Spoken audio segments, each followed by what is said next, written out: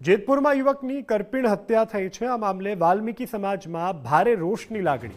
કમલેશ વાઘેલાની હત્યાના વિરોધમાં રેલી યોજાઈ। સૌરાષ્ટ્રભરમાંથી વાલ્મીકી સમાજના આગેવાનો પોલીસ મથકે ઉમટ્યા। હત્યા પાછળ મૈત્રી કરાર સિવાય અન્ય રહસ્યની પરિવારને આશંકા છે।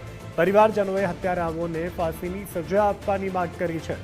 ગોંડલ, જૂનાગઢ, સુરેન્દ્રનગર અને પોરબંદરના આગેવાનો હાજર રહ્યા હતા। ડોક્ટર બાબા સાહેબ આંબેડકરની પ્રતિમાને પુષ્પાંજલિ અર્પી અને રેલી યોજી। પોલીસે તંત્રને કડક કાર્યવાહી કરવા માટે આવેદનપત્ર આપ્યું છે। કાણકિયા પ્લોટ વિસ્તારમાં કમલેશ વાઘેલાની થઈ હતી હત્યા।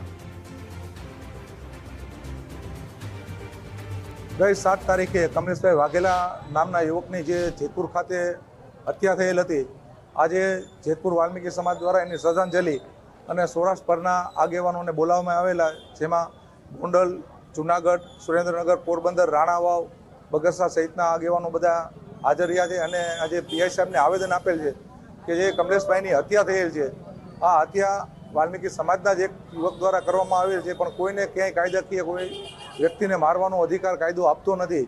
તો આ ગુનેગારને આકરામાં આકરી સજા થાય અને એને દાખલારૂપ સજા મળે એવી તમારા સૌરાષ્ટ્રના તમામ વાલ્મીકી સમાજની લાગણી છે।